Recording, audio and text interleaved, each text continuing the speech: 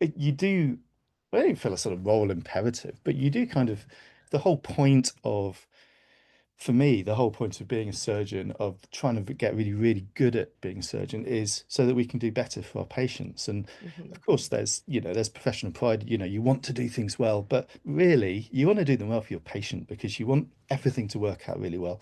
And I think for me, when it dawned on me that this really could help with clinical outcomes and it really could Hmm. allow us to do things that we couldn't do before.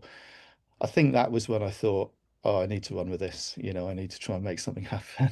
Um, so yeah. So, this is not a video based, I mean, we're not showing animal videos, which people love, but I'm sure you have several really satisfying cases that you remember of your entire decades of experiences here. You want to share a few cases with us that really Yeah, made it for you?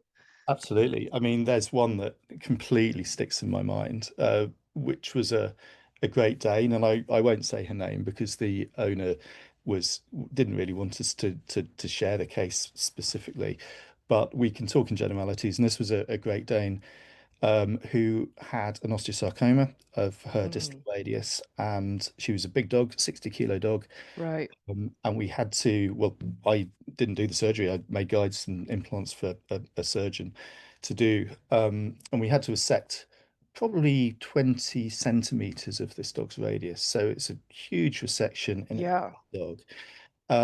And we were able to use a patient-specific implant for that dog, guide systems that we designed, plate that we designed, and we were sent a video of the dog running on the beach at 12 weeks Wow. stop, completely sound, completely happy dog.